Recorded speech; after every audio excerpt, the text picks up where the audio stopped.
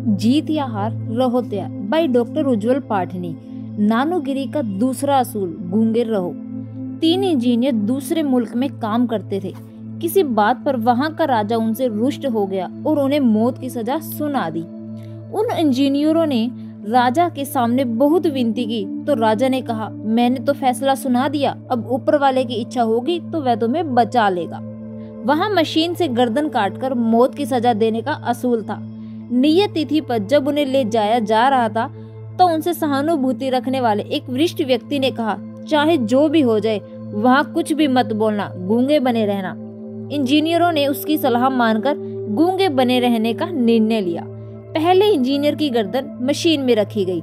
जैसे ही बटन दबा, मशीन में से गर्दन काटने का औजार बाहर आया, परंतु गर्दन से कुछ इंच के फासले पर रुक गया।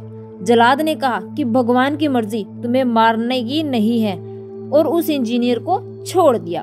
फिर दूसरे इंजीनियर की गर्दन रखी, उसमें भी औजार कुछ दूर पर रुक गया, उसे भी जल्लाद ने भगवान की मर्जी मानकर छोड़ दिया। तीसरा इंजीनियर बहुत देर से देख रहा था, वह गूंगे रहो सिद्धांत को भूल गया। जैसे ही उसकी गर्दन रखी गई, उसने तुरंत जल्लाद से कहा, मूर्ख, इतनी देर से जिसे तुम भगवान की मर्जी कह रहे हो वह मशीन की एक छोटी सी त्रुटि है। उसने त्रुटि बताई और जल्लाद ने तुरंत मशीन से उसकी गर्दन काट दी। दूसरा उसूल गूंगे रहो यह कहता है कि जब भी स्थिति विवाद की बन रही हो, जब भी आपका बॉस, पति या पत्नी बहुत गुस्से में हो, उस वक्त आपका बोलना आग में घी की तरह काम करेगा। इसीलिए गूंगे बन जाओ। आप सही थे, परंतु फिर भी आपने धैर्य रखा। ये बात गुस्सा उतरने के बाद सामने वाले व्यक्ति को बहुत परेशान करेगी और उसे पश्चाताप होगा। ऐसा करने से आपकी भी गरिमा बढ़ेगी। मेरे कुछ मित्रों को गूंगे रहो असूल से जबरदस्त परिणाम मिले हैं। मेरे एक मित्र अभय की पत्नी बहुत गुस्सेल है। जरा जरा सी बात पर दोनों में विवाद इतना बढ़ जाता था कि कई दिन तक वो बात नहीं करते थे। अभय अक्सर घर जाने से बचने के लिए देर तक ऑफिस में समय व्यतीत करता था। जैसे जैसे नानोगिरी के असूल मित्रों में लोकप्रिय हुए, मैंने उसे गूंगे रहो अपनाने की सलाह दी। उसने तुरंत मेरी सलाह हवा में उड़ा दी और कहा, ये सब बकवास है, कोई फिलोसफी है और प्रवचन है, इससे कुछ नहीं बदलेगा। मैंने उसे कहा, यदि तुम मुझे अपना दोस्त मानते हो तो बिना दिमाग लगाए 15 दिन यह करके देखो। अनमने ढंग से उसने स्वीकृति दी।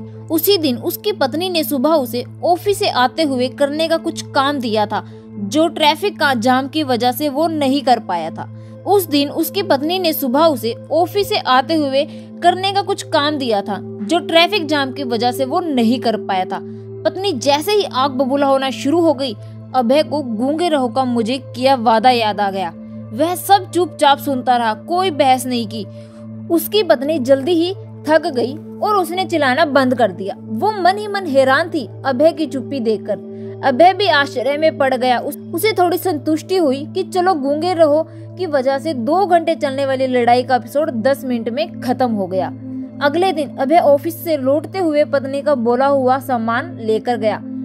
वो दिन उसके लिए यादगार दिन बन गया क्योंकि उसकी पत्नी ने उसे सॉरी कहा।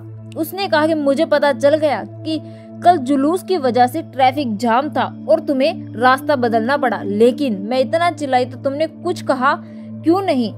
अब वो दोनों लड़ाई टालते हैं और गूंगे रहो के बहुत बड़े प्रचारक है। आप भी ऑफिस में और परिवार में गूंगे रहो सिद्धांत अपनाइए और देखिए आपकी जिंदगी में विवाद कितने कम हो जाते हैं।